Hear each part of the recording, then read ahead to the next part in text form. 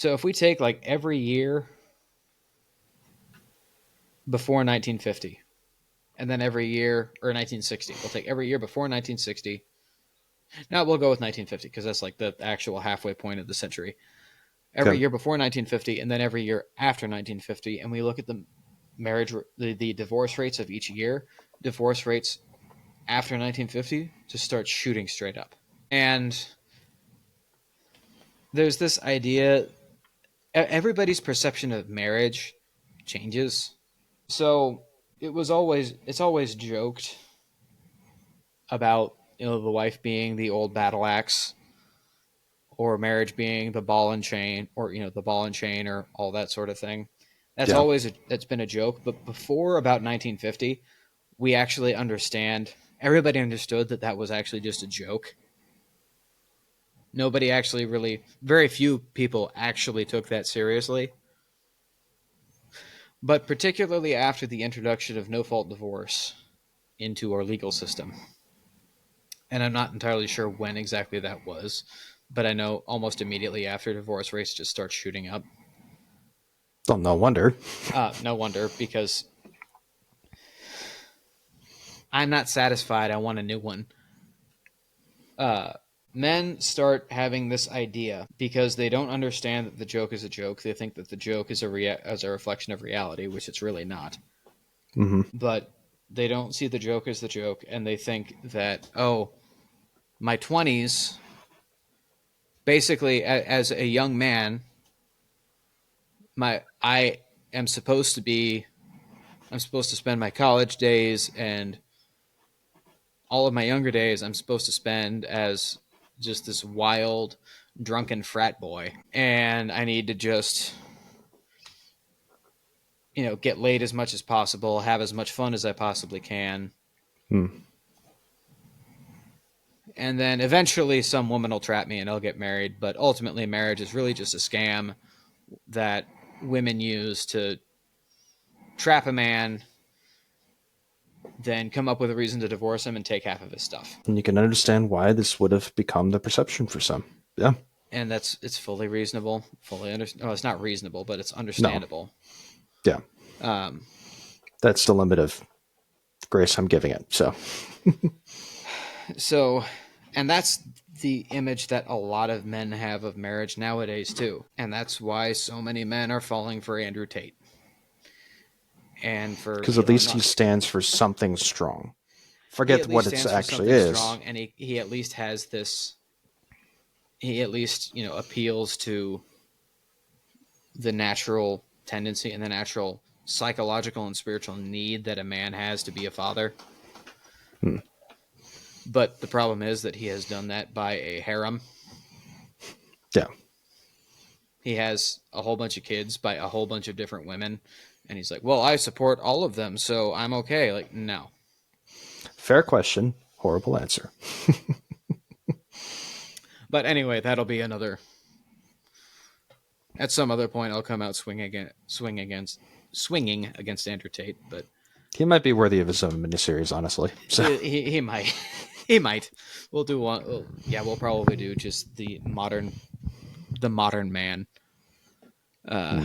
so men start thinking that you're wild until you settle down, or that marriage is a scam. But more and more, that wild period starts getting longer and longer, and more men try to settle down and not really want to give up their wildness. So that then feeds the marriage is a scam people, because these men don't want to be wild. They want to still, have some fun every now and again. So, oh, what happens in Vegas stays in Vegas. What happens at deer camp stays at deer camp. What happens at X place stays at X place. The only time a married man can have any fun is when he goes to a bachelor party and the stripper gets invited Hmm. or gets brought in. Uh, and part of this is also due to the image that women have of marriage. Hmm. I It's assume they're seeing it in a similar fashion. Yeah. oh, both are equally at fault. So the wife starts thinking of marriage as, oh, you're either a slave to a man, so don't get married. Because why would I? I've actually heard these exact words come from a woman's mouth. Like, I have worked too long and too hard for me to just give half of it to a man. Like, well, you're thinking of marriage entirely the wrong way. I'm not asking for half. No, I'm asking for everything. Yeah. I'm actually asking for all of it. But so they don't want to share. Basically, they think that, oh, I am self-made, I am successful, I'm a girl boss, I don't want a man to push me around. Or they think that, they wind up just chaining themselves to a dead weight because this guy tricked them into thinking that he's wonderful, but then he, 20 years later, he's a fat slob. And again, I understand this because I've seen it, and I understand why some women would think this way. But this guy tricks her into being married, and then after they get married, he's not romantic. He's a fat slob. He goes to work and he comes back, and all he cares about is football. So she thinks she's chained to a dead weight. Because he kind of is. Well, not kind of. He kind of is. In some cases, he did. But I don't know, when that is already your perception in some cases, or when you have started to think that, you wind up imprinting that upon somebody that may not really deserve it fully. Because if maybe one day your husband comes home and he had a particularly bad day at work and he says, look, I just need to rest. I just want to unwind. Just please let me sit down and watch the football game. Even if this is the first time he's done it. If that image has sort of been imprinted on you, you might imprint that on him. And then that snowball effect starts from there.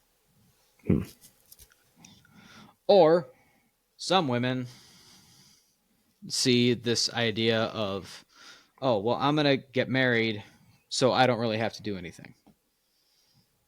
I'm going to get married and I'll just use my husband's paycheck to buy whatever I want. I'm going to get married so I can have an unending supply of money to go out and spoil myself.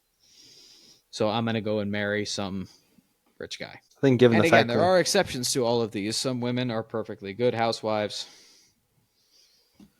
Some women are perfectly good working wives. Sometimes that scenario can work.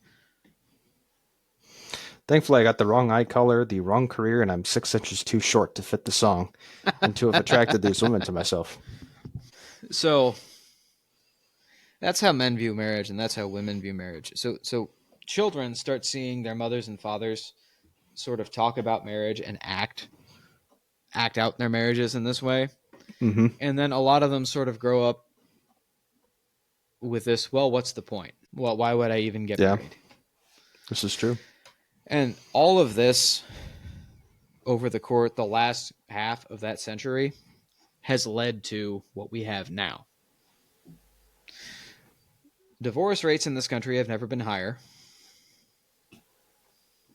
between actual married couples, not, the gays and lesbians. Although, ironically, the divorce rate, it's not divorce because it's not actually a marriage, even though divorce is not actually technically possible in a real marriage. But anyway, the separation rate between lesbian couples is like 78%. I don't know. Lack of compatibility doesn't help.